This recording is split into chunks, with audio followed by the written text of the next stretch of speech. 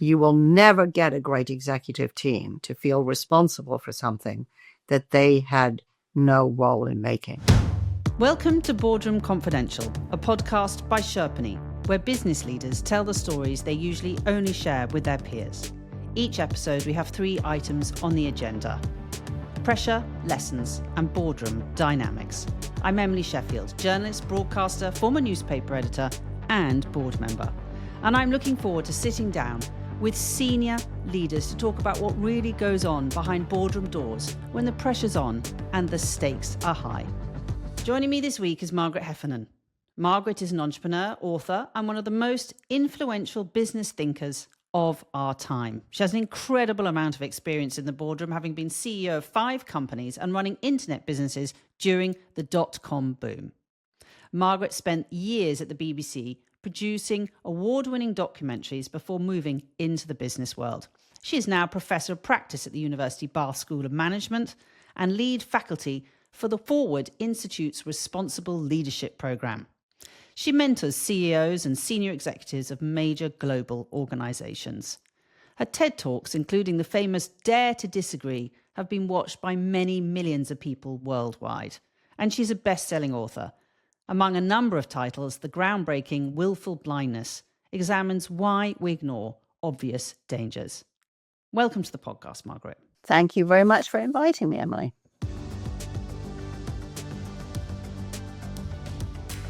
Let's start with agenda item number 1, boardroom pressure. Can you take us back to a time when you felt the most pressure in a boardroom? Well, it's a kind of hard choice.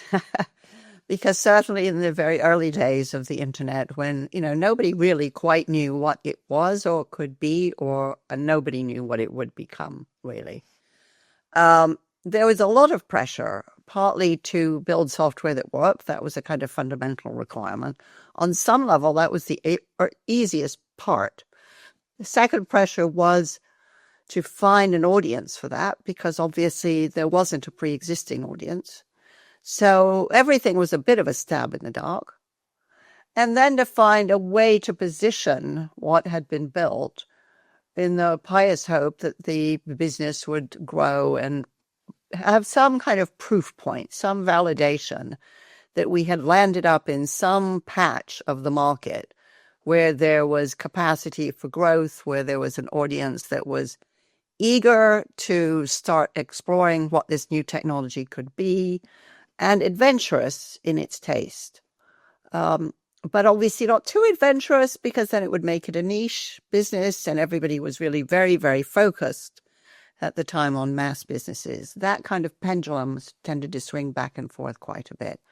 But yes, there was a lot of pressure. I mean, I have to say also in the very early days, there was not enormous pressure to deliver tremendous returns. So that's unusual. It doesn't, in my experience, take the pressure off. On some level, if you're making tons of money, there are a lot of questions boards don't ask. When you don't know if you could ever make any money, the questions are different, more ambiguous, more complex, and it's very hard to know who's right. As you've just explained, this was a very sort of volatile business era. I mean, the internet was very new. These businesses were very exciting. They were having a lot of money pumped into them. As you say, there was a huge amount of ambiguity about what the goals were, really, other than grow, grow, grow. How did you, in the boardroom, how did you sort of cope with that ambiguity? Because in a way, that's quite a pressure in itself. How were you sort of feeling your way? And I guess looking back, what were there things you did right, things that you did wrong? What were you learning at the time? There were things I did right. There were things I did wrong. I was definitely learning all the time. I think it helped that everybody was. I think in that very early stage, the industry attracted people who were pretty comfortable with uncertainty. They were very interested, as I was, in what was this new thing and what could it become. And nobody could tell you, well, this is how it's done, because nobody knew. the phrase we always used to use was, there are no footprints in the sand. You can't turn back and see, oh, this is how you get to the pot of gold. So that was intellectually incredibly challenging because kind of almost everything might be true. It was also creatively very exciting. And I would also say that at that very first stage, where there was a great deal of naivety, there's also a great deal of absolutely top-notch, brilliant innovation. People who weren't trying to copy, who weren't trying to kind of do a only slightly modified version, this sort of thing that you see in traditional businesses, whereas, we're going to make the same sort of biscuit, but we're going to make it yellow, or we're going to make it vegan, or, these tiny incremental things really held no appeal whatsoever. So if you were bold, it was a fantastic environment in which to work. And I was really lucky to hire some extraordinary talents who were either new to the internet or indeed, in the case of my chief technology officer, had been the recipient of the first email ever sent, so had pretty much helped build the internet. So that made it very exciting. It meant that you got a very particular kind of person who wanted to come and work in that business. I would say that I had a board that was pretty supportive and open-minded. But, you had to be on top of your game. You had to have a strategy. You had to be able to articulate it. You had to be able to articulate the assumptions on which it was built and be able to identify, well, what are you doing that will give us some indication as to whether you're going in the right direction or not. So, again, a lot of pressure on creativity, articulation, communication. Could you talk to the market about it in a way that the market might conceivably understand? That was an enormous pressure. And you had your board told you in the late 90s, which was just before the sort of dot-com market correction, your board told you the business needed repositioning, that the product was too bland. Could you explain what the product was so our listeners understand that? And then how did you feel as a CEO to hear that? And how did you react? Well, I think this was actually a really good example of a board working very well, to be honest. I think they were right. It was too bland. One of the problems about searching for big numbers is you're trying to appeal to everybody, which means you will be pretty bland. There's just no other way to do it. And so when they asked me, how are you going to reposition this? It was a really deeply clarifying question. And I remember one of our board members was Avram Miller, who at the time was head of business development at Intel, had seen the beginning of the internet very, very early, had a brilliant mind about it. And so that was my investors board. So they brought a lot of really great questions. And then my own company's board came from more traditional industries, but came from businesses that had themselves repositioned quite often. So I felt in that context, I had quite a lot of great thinking on my side and some tremendous allies. And we did reposition the company. We decided to focus it on a market that we called trailblazers. So these were people who were more afraid of missing out than messing up. They were classic early adopters. They loved things like adventure sports, very exotic new cuisines, adventure travel, very cutting edge stuff. It was very appropriate to the people who were spending lots of time on the internet in that period. It was also, and this turned out, I'd love to say it was, my personal genius. I think it was some collective genius combined with good luck. It turned out to be a fantastically lucrative audience. You assembled quite an unusual team to solve the problem, which included a young web developer, that makes sense, but also a media executive and an artist. That's not a typical corporate team structure. How did you first explain that to the board? Their thinking? Were there raised eyebrows? How did you communicate that to them? Well, there wasn't any conventional thinking at the time because nobody really knew how to do what we were doing. I think it's also fair to say that I had a board that, did not particularly get involved in exactly what is Margaret doing today. We agreed that the repositioning was necessary, and I just cracked on and did it.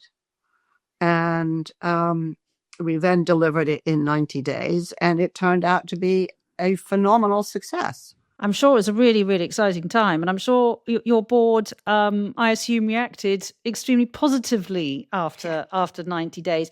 But Margaret, it also sounds like the board itself had been well assembled because they had spotted the problem. Yep. But they hadn't told you how to fix it. They just said, this is the problem. Now you go and find a solution. And it appears they seem to have given you quite a lot of freedom to do that. So the makeup of the board itself, were these quite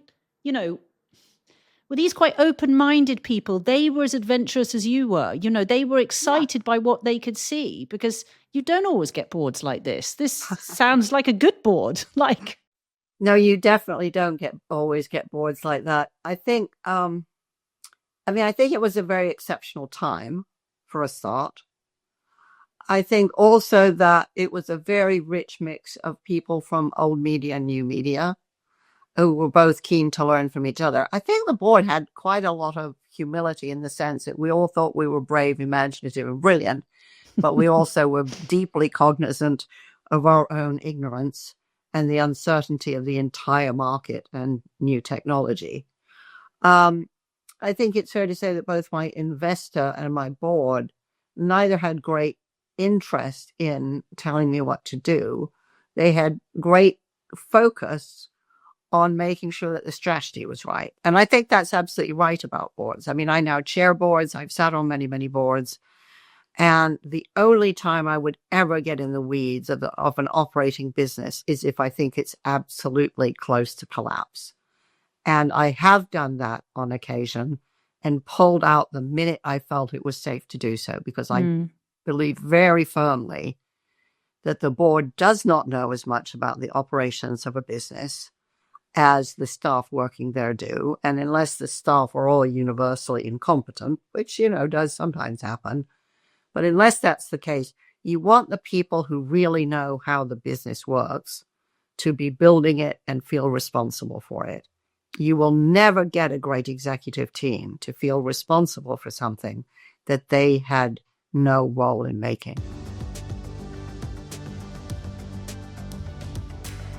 Listen, let's move to agenda item number 2, boardroom lessons. Very simple, open question, but what's the biggest board lesson that you've learned? I would say don't try to game the board ever. Be really honest. Don't pretend to achievements you haven't got. Don't pretend to optimism that you can't back up. I mean, the biggest fight I ever had with my board was the last internet company that I ran, which I was asked to take over when the CEO was fired. And it was midway through developing some very, very interesting multimedia technology. We finished building that very successfully. We did a lot of proof of concept online events, which showed that we could do what we were set up in business to do. And then I went to the board and I said, I've done everything that needed doing at this stage of the business. What I can't figure out with this business is how it is ever, ever, ever going to be profitable. And I have, I've thought of it every which way I can. I've done that with my team, who are very good at this.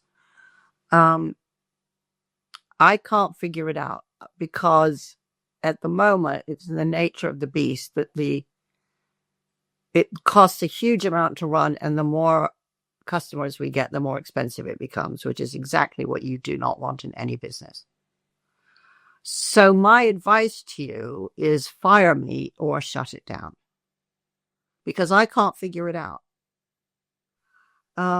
It's the biggest fight I ever had with them. The chairman of the board, really was in love with the business. He thought I could walk on water. I kept saying, no, I can't walk on water. I then went and tried very hard to sell it to every, apparently a strategically appropriate business that I could find. and I couldn't do that. And finally, the board agreed with me and said, Margaret's right, we should shut this down.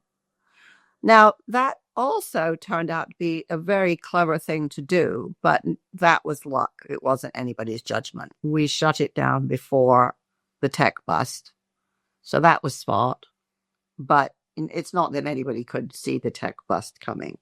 What it did do is it left everybody's reputations intact because we didn't have to shut it down in a frenzy. All the employees could stay in the offices while they went for their new jobs. What we had done in the business was technologically so difficult that they all got fantastic new jobs off the back of it. We paid off all of our debts. We closed down partnerships that we put together with a lot of elegance and respect, and everybody left with their heads held high. 6 months later, companies were just, shutting the doors, running away, and leaving their bills unpaid. So, part of what that showed me is that even when you have to take a very hard decision like that, you should, the only question you should ask is what's best for the business, not what's best for me, what's best for the business. That's the CEO job, in my view. And even when you have to take, a very disappointing decision like that, you still have a choice, which is you can do it really well or you can do it really badly. Yeah. Oh, very good. Very good advice. Very good observations. Finally, agenda item number 3, and we're probably going to spend a bit of time on here because it's boardroom dynamics, and I think you've got a lot to say about boardroom dynamics. I actually wanted to start with a question about being a woman, because you on a board and as a CEO, because we are talking about the late 90s. Mm-hmm. Now, there have been lots and lots of improvements. So I guess I want to look at your experiences back then, but I think it'd be nice to bring it forward. Mm-hmm. Sure. How do you think the dynamics have changed? Maybe a good way to approach this for women in boards, and how we work and how we approach work. And do you think those dynamics have got better for women and diversity, I might add? I think the dynamics have improved a bit, not nearly as much as I would have hoped. I would say when I was running my internet companies, I was the only female CEO for most of the time that I was doing that. I think one other CEO joined my last year, maybe. In some ways, that's kind of an interesting and almost privileged position. I think there was a slightly old-fashioned feeling around the table that it was kind of unchivalrous to beat up on women. So I didn't get beaten up on the way that the guys definitely did. I think that my collaborative style of management was sometimes regarded as weakness. So when I asked my CTO to do a presentation instead of doing it myself, I was later told that that was not appropriate, even though he was going to be much better than I was. It had to be me. Fair enough. I disagreed, but anyway, that I was as collaborative as I was, I think, struck them as weakness, which is, a common thing that happens to women. Yeah, I've experienced that. Yeah. I did at one point discover that in the portfolio, which held my business and other businesses, the male CEOs were paid twice what I was paid. And when I drew that to the attention of the board, it was immediately doubled, but that was a very uncomfortable moment. There were certainly times, we would have these corporate retreats, which were pretty kind of normal things boards have. I would be the only woman there. And, it was a pretty kind of rough and tumble time. And so I remember one retreat where the big game was, let's all jump into our hire cars after drinking a lot and race around the car park, which is the moment I decided to go to bed and read a book. So there was certainly the well-observed thing that women are often left out of where the kind of informal information exchanges take place. I have to say, it didn't bother me. I stayed very, very focused on what I was doing, and the rest was kind of water off a duck's back, if I'm being honest. But did I like it? No. Did I approve of it? No. I just kept very focused on doing my job. I thought, I'm here to deliver results, and as long as I deliver results, I'm okay. And when I stop delivering results, then there's going to be trouble. I mentor chief executives and have done for about the last 15 years. And there are certainly a handful whom I know to have been underpaid compared to their male predecessors. And the board has known that and done nothing about it. And I have been familiar with at least one board that certainly has tolerated a serial sexual harasser.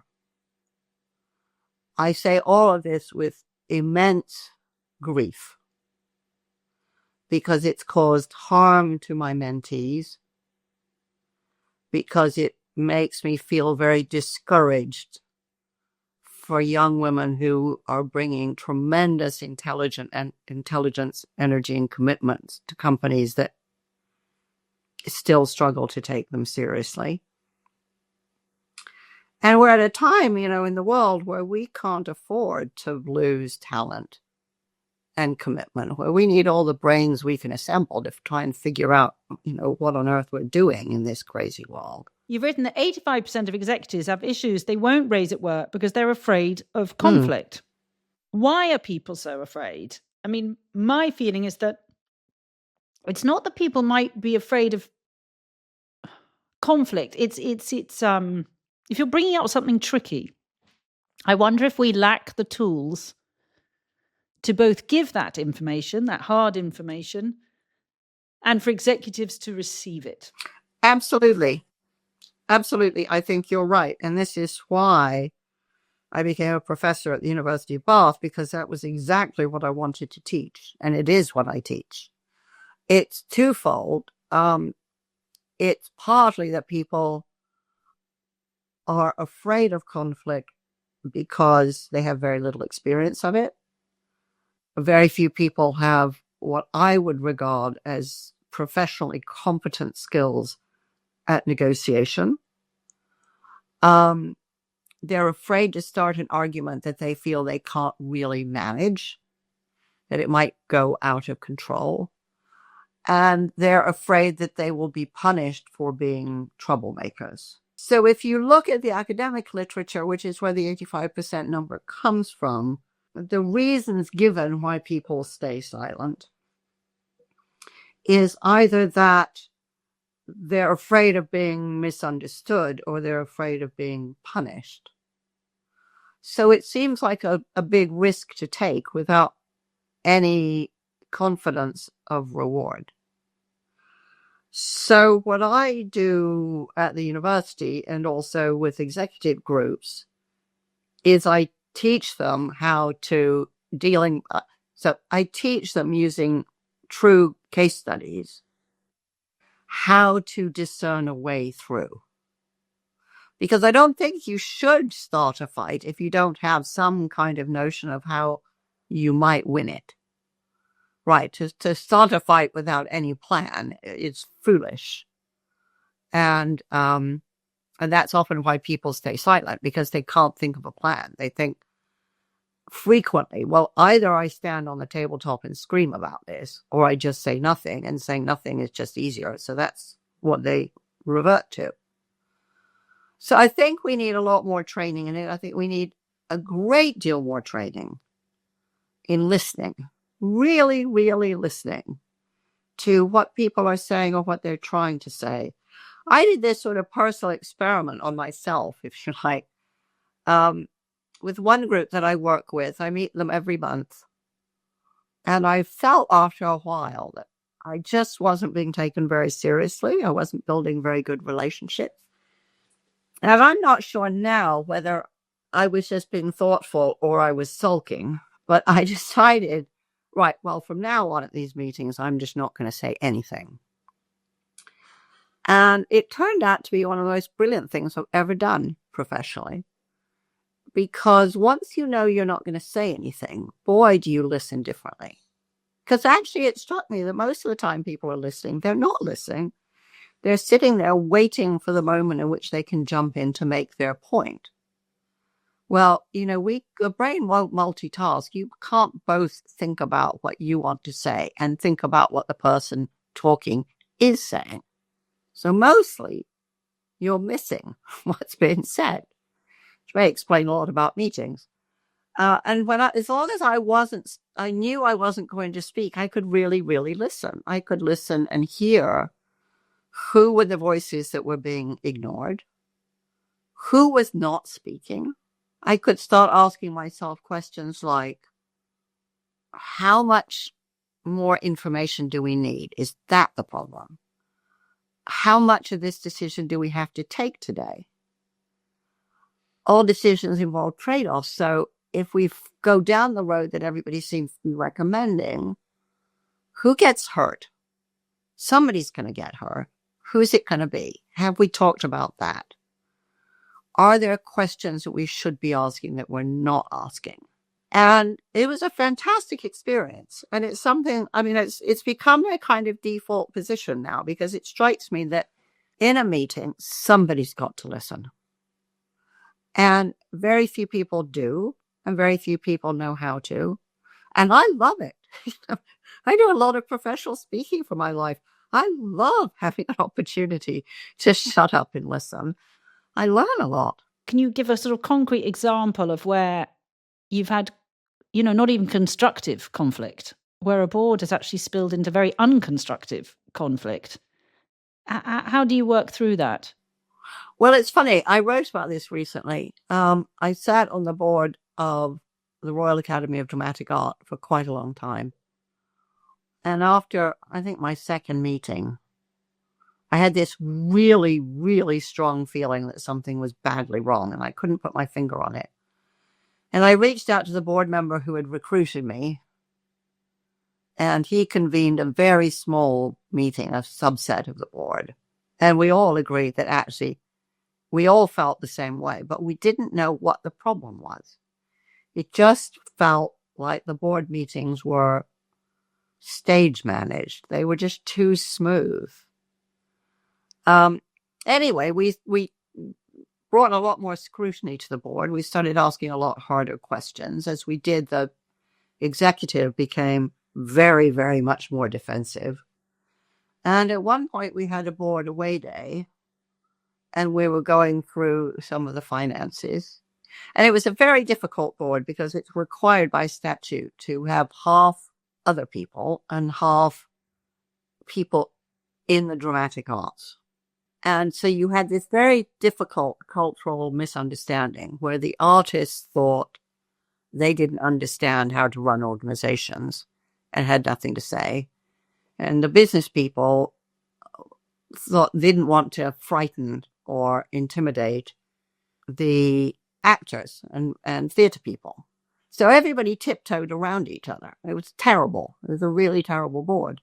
Anyway, we have this away day and we're going kind of tiptoeing through the finances. And suddenly this very famous, very brilliant actor, Sylvia Sims, famous for playing the Queen Mother in The Crown, in her most royal tones said, "Excuse me, but are you saying that the Royal Academy of Dramatic Art is going bust?" And it was just a magic moment because she'd called it. God bless her. She had more courage than anybody else in that room. Because the answer was, we are in deep, deep, deep, deep, deep trouble. And the executive is pretending that we're not. And the board is trying to do something, but is being too tentative. And if we go on like this, we will go bust. And from that moment forward, everybody rolled up their sleeves and said, right, okay, well, we can't let this happen. So we need to change a whole bunch of stuff. And it was the one occasion where we did get pretty much in the weeds of operating the business. As soon as we were safely out of our financial peril, things went back to normal. And I think we managed that kind of interregnum with a fair amount of, decency. We were very alert to the fact that as board members, we did want to exit as fast as we could. But it was really difficult. And there was a very, very real possibility that the Academy would have been unable to be the independent and fantastic institution that it is today. I've so enjoyed your insights, and I'm sure our audience have, but we always finish with one final question. If you could go back to your first board meeting, what would you tell yourself? Don't be afraid. Listen really well. Figure out what are the areas of the business to which you bring the greatest expertise and start there. Margaret Heffernan, thank you so much for sharing your boardroom stories with us and giving us your time and commitment. I've personally learned so much from you today, and I'm definitely going to be rushing out and buying some of your books. You've been listening to Boardroom Confidential, a podcast by Sherpany. Sherpany is a leading meeting management solution designed to meet the unique needs of the board committee, and executive meetings. Find out more at sherpany.com. And make sure you subscribe to the Boardroom Confidential podcast to hear more business leaders tell the stories they usually only share with their peers.